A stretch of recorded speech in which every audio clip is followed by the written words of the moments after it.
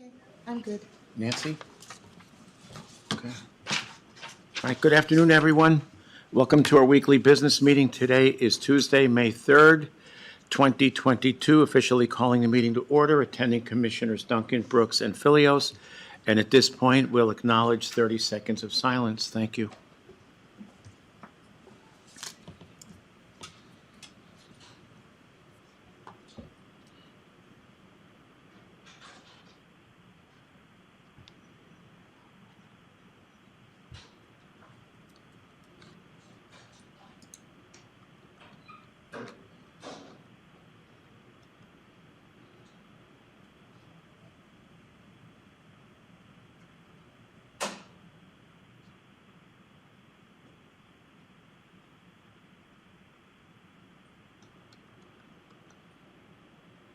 Okay, thank you, everyone.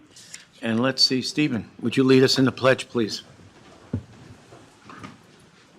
Pledge allegiance to the flag of the United States of America and to the republic for which it stands, one nation, under God, indivisible, with liberty and justice for all.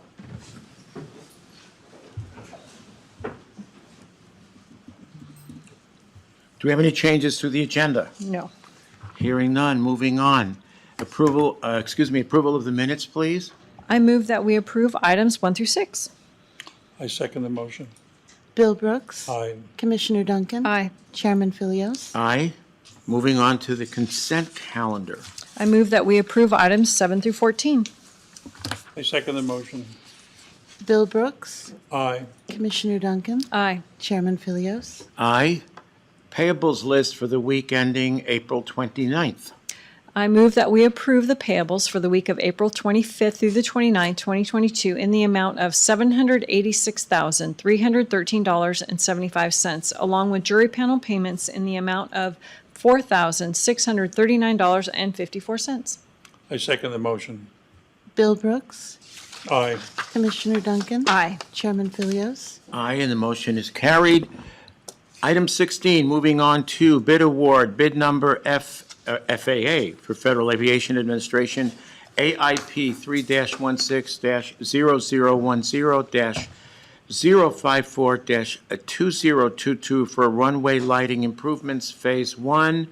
Colvico, who is that? Party? Stephen. That's Calvico is the contractor. The contractor? Okay, the party. And at the airport, go right ahead, Stephen. Stephen Kira for the record, Commissioners. This is a notice of award. There's a notice of award provides three things when you're notifying somebody. Basically, it provides that we will be providing a contract if we receive grant funding. It also notifies that they were the low apparent bidder and that they met the qualifications of the bid. So that's what this document is meant to do, is provide that.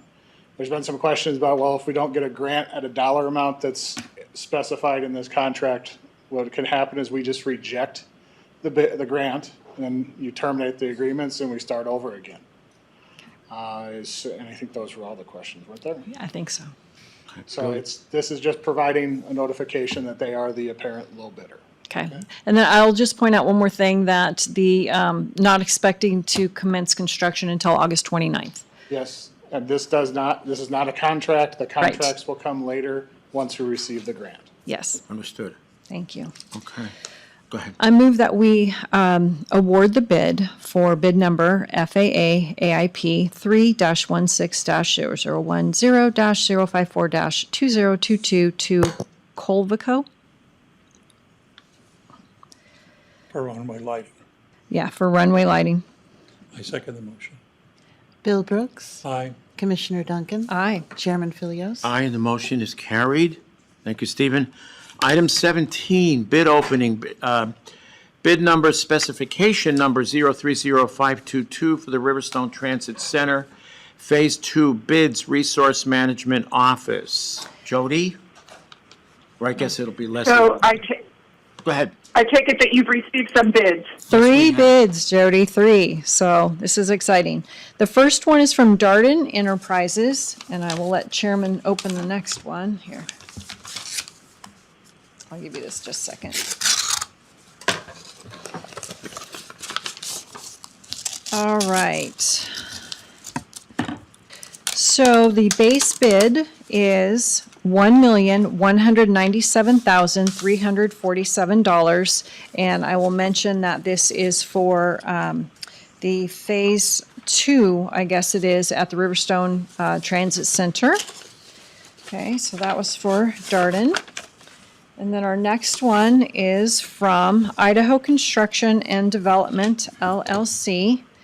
And their base bid is $1,285,700.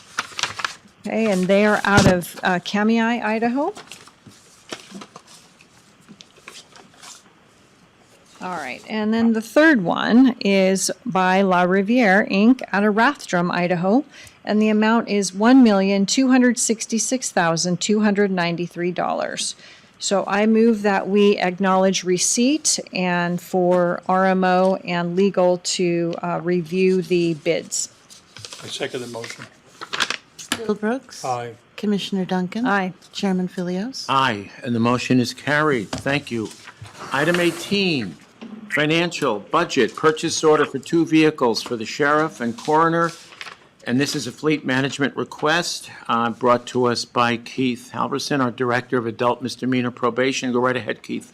Director Hutchison, this is actually, it should be the 3 purchase orders, is two sheriffs and 1 coroner, so it's three purchase orders that 3 need to be purchase signed. orders. Oh, okay. gotcha. So we're just gonna get So those signed. so it's 3 vehicles. Yeah, so it says 2 vehicles Says two. sheriff, and then it says coroner. Right. So Yeah, 2 so that's a sheriff, third. 1 coroner? Yes, sir. Okay. And this finishes out part of the 8 vehicles that you guys did, that you approved a few weeks ago.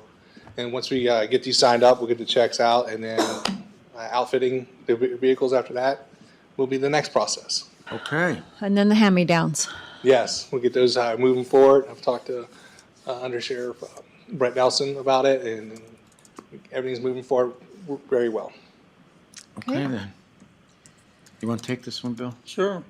I move that we approve the purchase orders for 2 vehicles for the sheriff's office and 1 for the coroner's office at the request of Fleet Management and Adult Misdemeanor Probation. Second.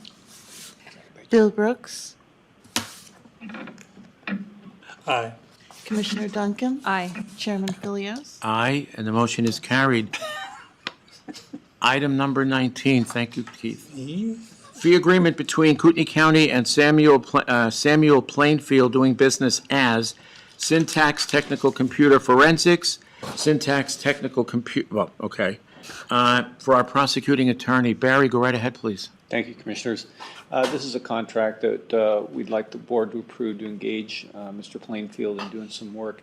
It's primarily related to the retention or the looking through the computer system to look for emails that may exist out there relating to the Renpro case. This is something that is necessary. There was a period of time when certain emails were deleted during the normal course of Kootenai County's policy, and the effort is to try to discover if there are any of those are salvageable, and that's the reason for the contract. And in this particular case, it's kind of a standard contract amended, their contract language amended for the particular needs of this case. Okay. Okay, and budgeted, I mean, it's Budgeted. part of your, I have $30,000 in the budget for this year. And I Post-conviction. certainly have, and that's in the civil side, and then, if I need to draw some money from criminal side, I can make up that difference if we get to the figure that is stated in the contract. okay, thank you, Okay, I'm good. motion. I Thank you. move that we approve the fee agreement between Kootenai County and Samuel Plainfield DBA Syntax Technical Computer Forensics. I second the motion. Bill Brooks. Aye. Commissioner Duncan. Aye. Chairman Philios. Aye, and the motion is carried. Thank you. Item 20, service award service award for Sergeant Ward Crawford with the Sheriff's Organization. Is Marcia on the line? Yep. Go right ahead, Marcia. Yes, I am. Commissioners, I come before you today asking that you will award Sergeant Crawford his sheriff's badge, duty weapon, and ID card. Okay, then. Bill, you want to take that? Sure. I move that we approve I move that we award the Sheriff Crawford his ID badge, his duty weapon, and what else? That's pretty much it, yeah. That's it, yeah, in accordance Second. with Chapter 8, Title 31. We have a second? Bill Brooks, Aye. Commissioner Duncan. Aye. Chairman Philios. Aye, motion's carried. Item 21, proclamation Motorcycle Awareness Month, May 2022, BOCC. Leslie. Yes, each year, we, about this time, proclaim May as Motorcycle Awareness Month, and that we encourage everybody to look out for your two-wheeled neighbors. So, Okay. Did you want to read it, or do you think it's not? yeah, I'm probably good this time, so. Okay. It's my fourth time, so. All right, then. Motion?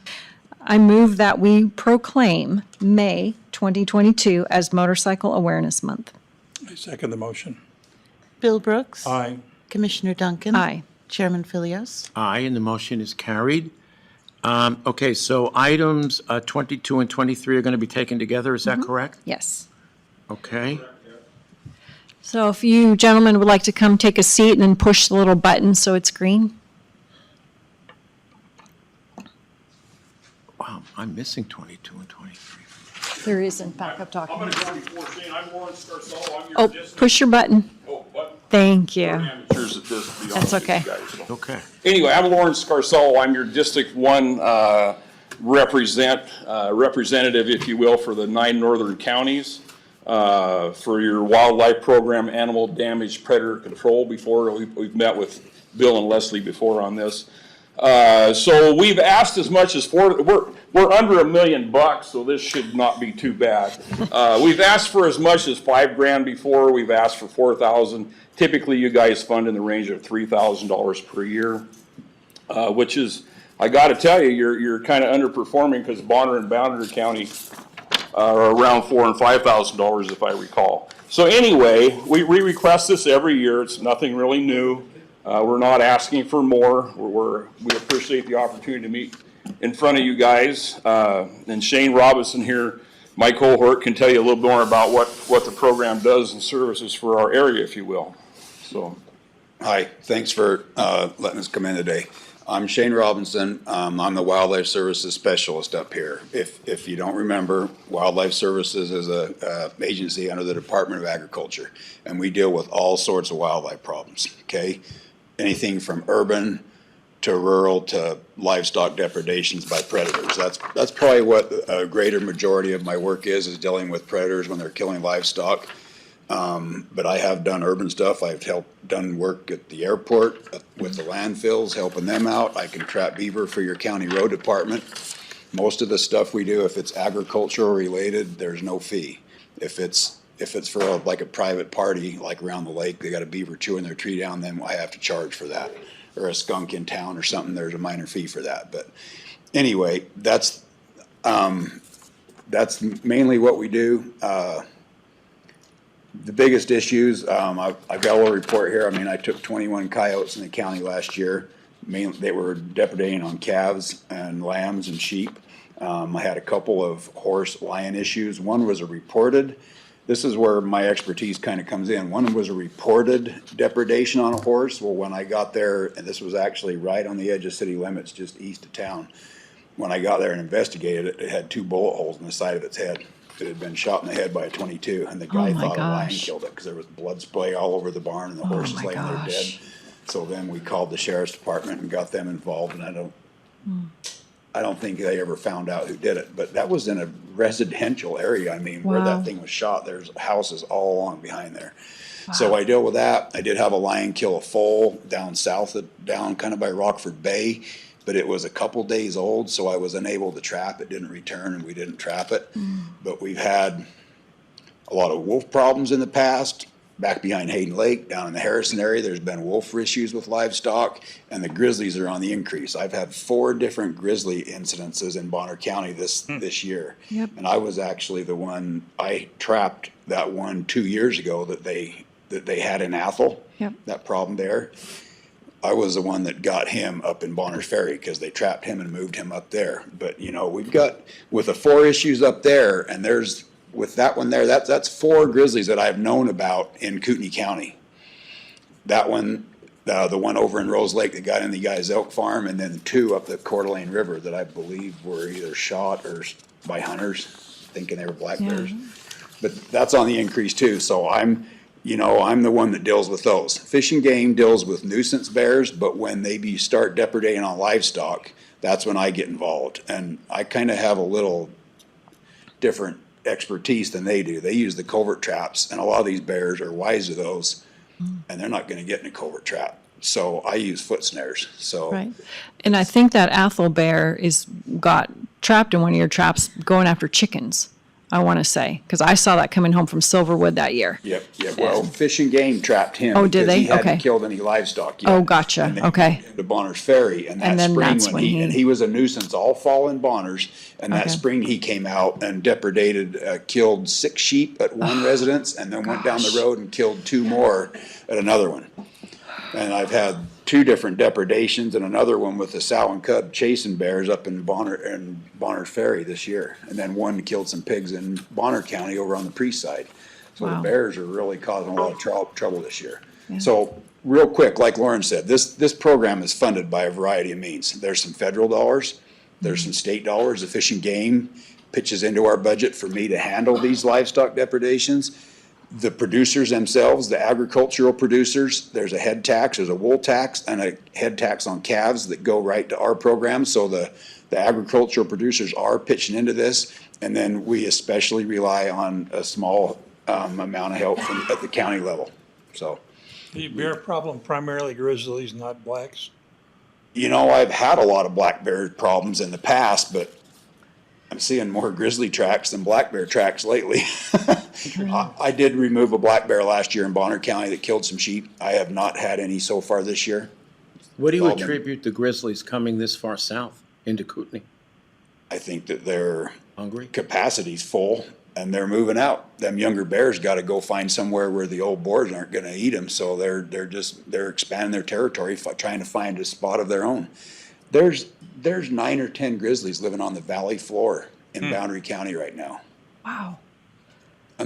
All summer, right down amongst houses, roads. Wow. So, anyway, thank you for Thank you. letting us come Appreciate talk it. to you. Okay. Well, Any more questions for Shane or Lauren? Nope. We're going to start the gentlemen. budget process at the end of the month, and we'll let you know. Absolutely. Sounds Thank like you a for your plan. time. Appreciate it. Okay, thank you. Okay, next discussion item, University of Idaho Extension Office lease rate and term extension. Discussion, okay, so picking up from our last discussion on this topic, U of I Extension came to us and requested a 20% increase. If you recall, the lease that is currently in effect is a 2-year lease which expires, I want to say, September, and it's $36,000 a year, which is a total of $72,000. They asked for a 20% increase. I said, nope. They came back at 10%. I said, nope. So anyway, they're willing to hold to the same $36,000 a year for 2 years. So I guess they're waiting for us, and if we were to agree, they would go ahead and execute, and then we would take the formal approach of executing ourselves. So any thoughts?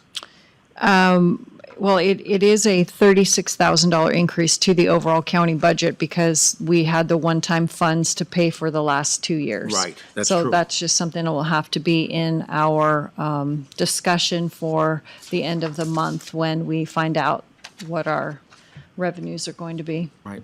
And we should have a better idea then, is that correct? Correct. Yep. May 25th, I believe.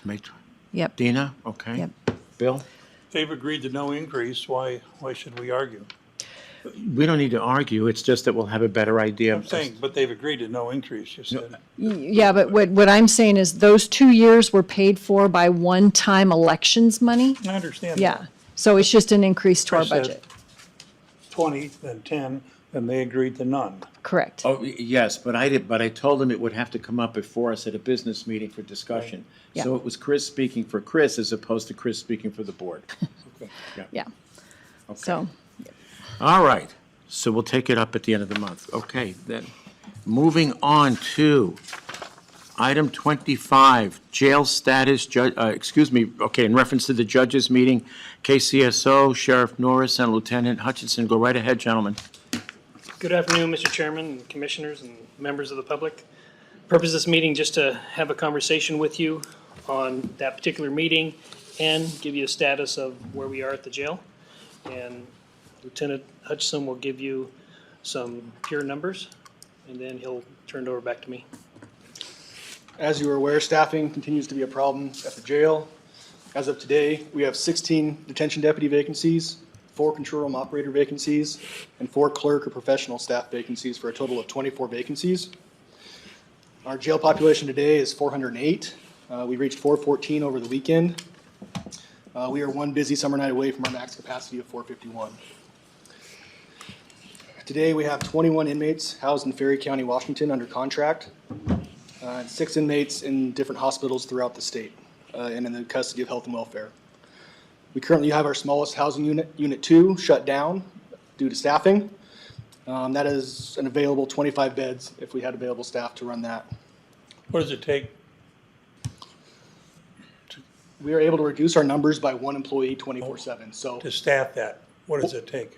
it would take 4 people to run 4 different shifts. So they say a 24/7 post in law enforcement takes 5.5 people to staff. So with So vacation basically 6. and time off. Yeah. Good. Thank you. Our functional capacity, recommended best practice to run a jail is at 80% capacity, which would be 361, which we've been well above for quite a while now. Since April of 2020, our population has steadily increased. We hit a low due to COVID, and it's been steadily increasing ever since then. Want me to give that to you? Sure. Over the last year, our vacancies have steadily increased. This trend of a growing population and also growing vacancies is concerning. I do not believe we continue to offer the same level of service we have. This trend continues. I'll pass it back over to the sheriff or answer any statistical questions you guys might have. So as you can see, the staffing is going down and our population is going up. We recently had a meeting that didn't meet expectations or where we'd like to have the conversation go with the judges for sentencing. So the purpose of this meeting is to get some direction with you on where you'd like for us to go. I think if you want to arrange a meeting, I can arrange a meeting with the judges for you. They're telling me that I cannot reduce statutory services because what our plan was to take work release and take those 2 deputies and put them in the jail. And they said statutorily I cannot do that. They also told me that I could not do other things. So I don't control the checkbook, so it's either something's going to give because inmate population's going up and staffing's going down. And we don't have the availability that we did in 15, 16, 17, and 18 with putting inmates out of county. Most of the other county jails are full. What happens when we max out? Well, that's where I'm here to have this discussion with you. I know, but Yeah, what yeah. happens? Presumably not good things. Right. So, I mean, I wrote down some options here. Have a meeting with the judges, because I feel like I'm the middleman here. I don't write the check, but they're telling me, hey, you have to house these inmates, but yet we have these 2 pods that are still unfinished, and we have to have that discussion. Or, obviously, my preferred solution is allocate enough money to build out the current shells that are not built and give me the necessary staffing to fill those pods. How long would it take to build those pods out? We have some rough numbers that we've asked for. So right now, I'm just looking at dorm living, not even building out those as they were initially intended, but do a dorm style type of living. And maybe one of those dorms could be, you know, some of our older population or Minimal security people. minimal security But I people. mean, you're gonna have to have a bathroom, latrine situation. Yep. You're gonna have to have bunk beds type thing. Correct. How long does it take to set something like that up? We're in the very, very preliminary stages of getting some of those numbers, but, I mean, they're just shells. There's no I mean, the plumbing I is understand. there, but there's nothing. You're so not it would just be an estimate. I mean, We were 2 years from groundbreaking to opening on the expansion, so my guess would be half the time without fitting but I'm just guessing. I'm not in the construction business either. Yeah, and when it comes to the actual finishing of the shell and expansion, that'll be taken up when we take up ARPA. And we're close to doing that. It'll probably come toward the end of this month, beginning of June. But let me ask you this, do we have any detention deputies in training? oh yeah, we have 12 in training, 16 vacancies, 4 control room operators, and 5 jail or admin clerks. Okay, so 12 in training, detention, Correct. 17 openings. 16 was my count today. 16. Well, 16, 16 deputy okay. vacancies, yeah. When do you expect to have those, let's see, their training is 6 weeks? Well, it's just, we're not seeing any light at the end of the tunnel because this number hasn't really moved. I mean, the vacancies actually, we were hovering at 14, but now we're hovering at 16. But When do those people in training start coming online? So we have a group in Meridian right now at the Post Academy. They graduate in 2 weeks. Good. And 2 of those 6 will be functioning, ready to go. The other 4 have additional in-house training to do when they get back. Good. But 2 of them are ready to go in 2 weeks' time. But it just, the trending line is just not in our favor. I mean, it's just not in our favor, and we don't see that it's improving. So my question is, if the jail gets built out, who's going to staff it if we can't staff what we need right That's correct. today? So, and that we have to bring up to with our recent wage study that doesn't really apply to our market here in the Pacific Northwest. Just because something is the way we've always done it doesn't mean it's the best way we should do it. And we have to man a jail. You have to provide a jail. I have to staff the jail.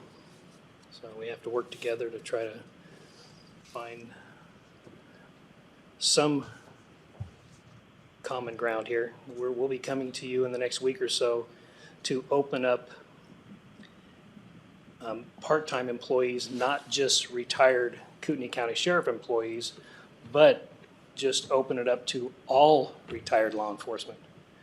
Because we're having a problem with the transporting also, and the courts are starting to get busy again.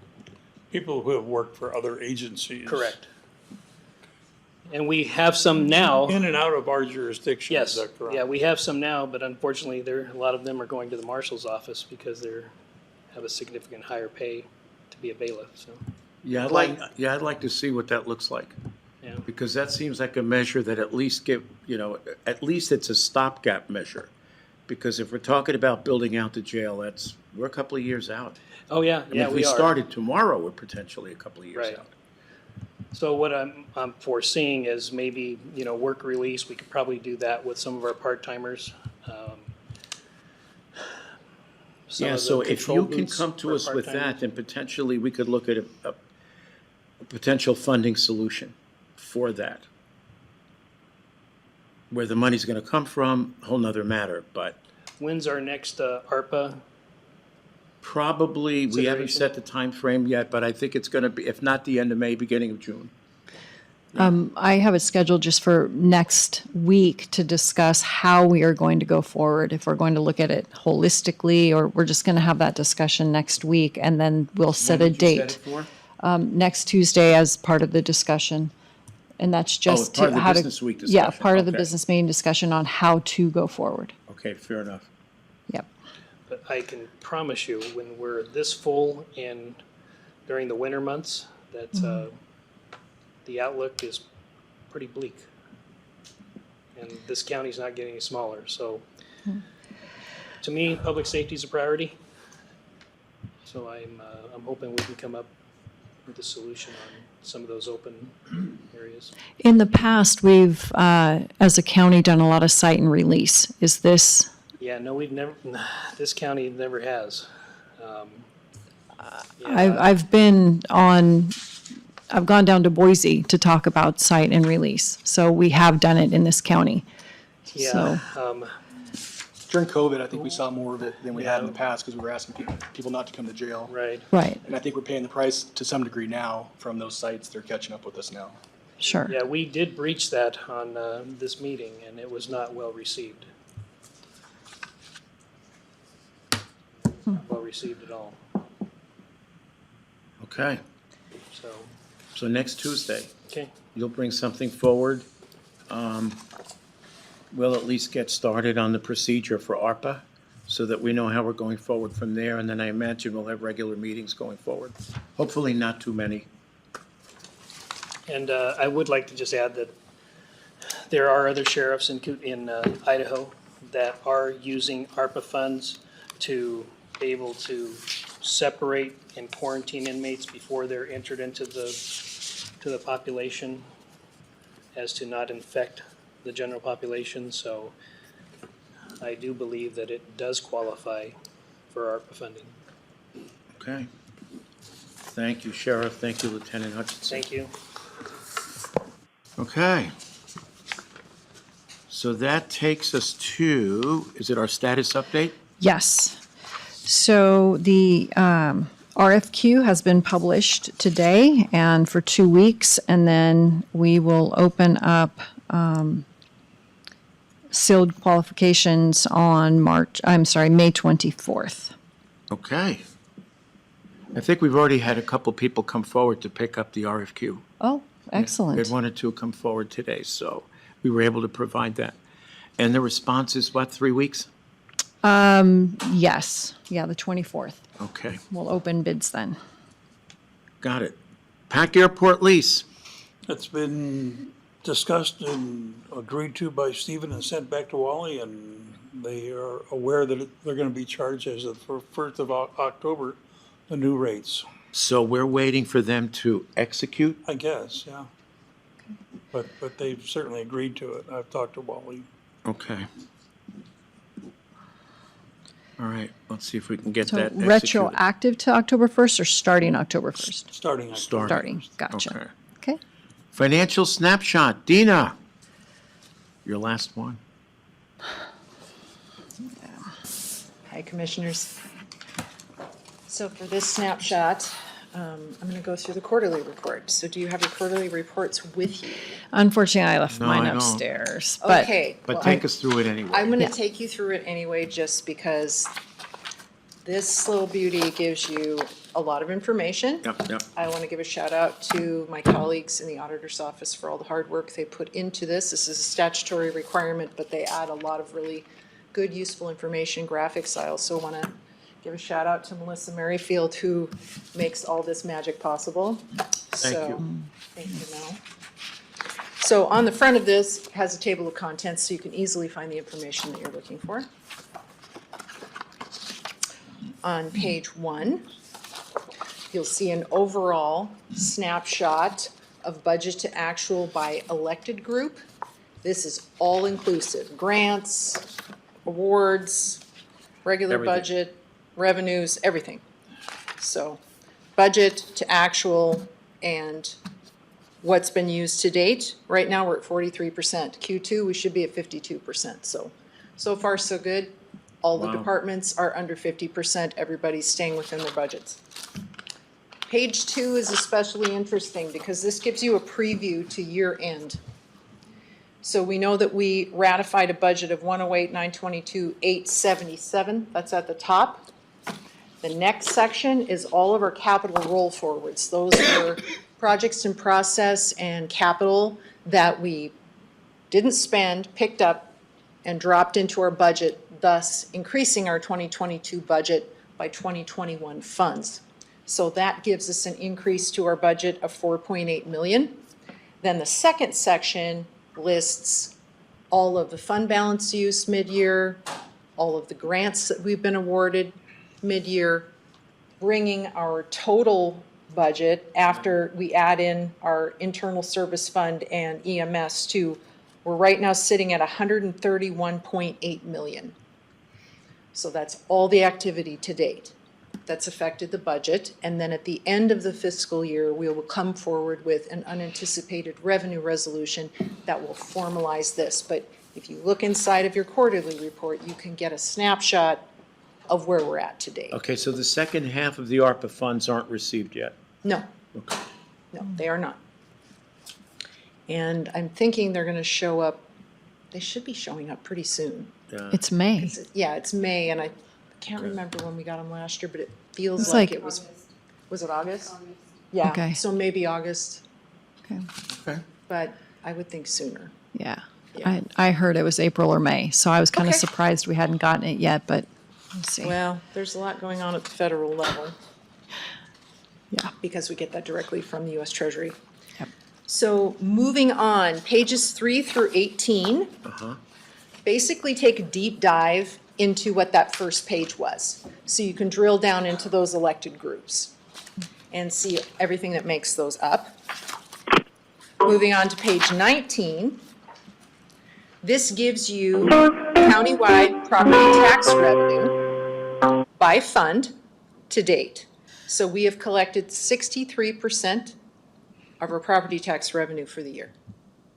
So usually that means that we've gotten some penalties or prior year amounts, which increase. So we usually collect just over what we actually levy because there's always going to be some late fees and late payments. Pages 20 and 21, deep dive of the property tax revenues. Same kind of thing, summary first and then the deep dive afterwards. Page 22, all the non-property tax revenues that we've received.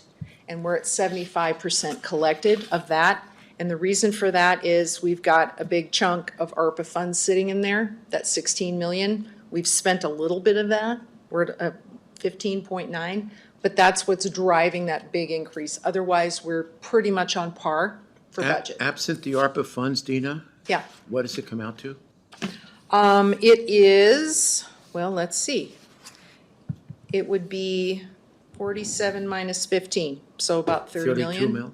30, 32 million. And fees and grants? No, Fees, no, not grants. non-property tax revenue, so everything but Okay. property tax revenue, which would include grants because ARPA's in it. Page 23. This shows our cash balances and the movement in cash by fund, which is, you know, kind of interesting and to see there's a couple of negative balances, mainly because we're waiting for grant money to come in. And liability insurance, we're a little bit over. The next page, 24, gives us a snapshot of our fund balances. Those aren't fund balances to date, those are as of our assigned fund balance resolution. But then on the next page, 25, shows an estimated fund balances based on all the activity to date. And then we get into the bright green pages. That's where I go first. Yes. Keith refers to this as the hot sheet.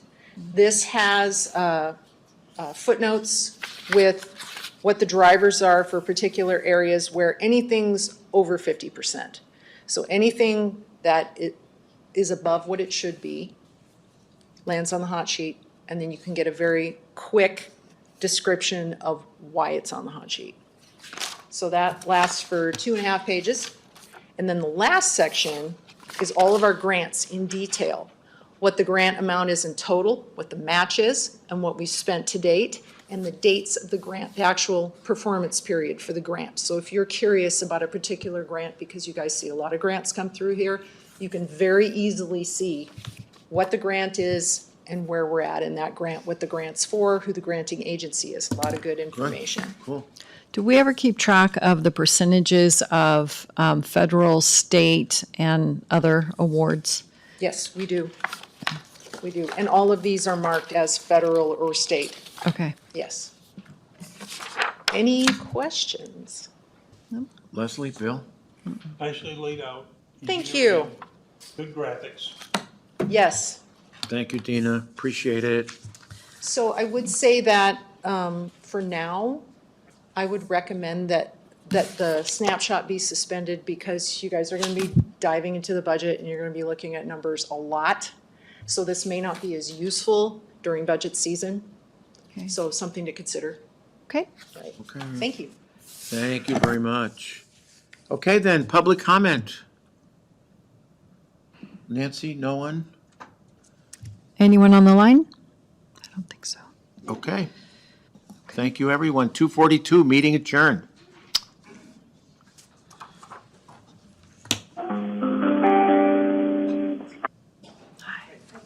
Hi. Oh, sorry.